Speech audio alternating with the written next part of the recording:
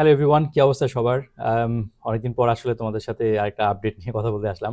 So তোমরা যারা আসলে অস্ট্রেলিয়াতে অ্যাপ্লাই করার জন্য আম, অনেক উঠে পড়ে লাগছিলা, সো তোমাদের জন্য যে গুড নিউজটা ছিল কয়েক মাস আগেও যে বাংলাদেশ লেভেল ওয়ানে আসছে।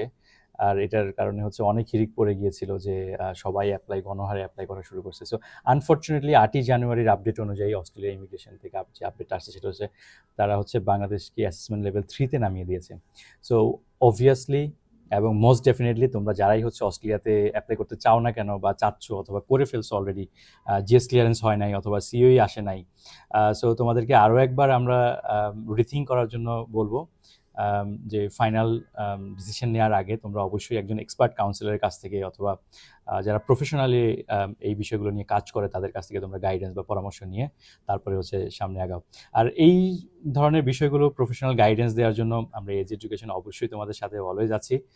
যে কোনো ধরনের আরও ইনফরমেশনের জন্য কোন কান্ট্রিটা তোমার জন্য ভালো হবে, আসলে এই মুহূর্তে এসে যে অস্ট্রেলিয়ার এই প্রবলেমগুলো আছে, ইউএসের প্রবলেম, ভিসা জটিলতা আছে, ইন্টারভিউর বিষয় বলো, তারপরে হচ্ছে কানাডাতে জব প্রবলেম আছে, ফিনল্যান্ডের মধ্যে জব ক্রাইসিস আছে। So which country would be beneficial for you বা ফর ইউর ফিউচার। সো এই জিনিসগুলো জানার জন্য অবশ্যই তোমরা আমাদের এডুকেশনে যোগাযোগ করতে পারো, আমাদেরকে স্পেশালি আমাকে ডিএম করতে পারো, আমাদের পেজে নক করতে পারো। যে কোনো ধরনের গাইডেন্স এবং অ্যাসিস্ট্যান্সের জন্য আমাদের অফিস ভিজিট করতে পারো। অফিস ভিজিটে কনসালটেশনের জন্য কোনো ধরনের ফি আমরা নেই না।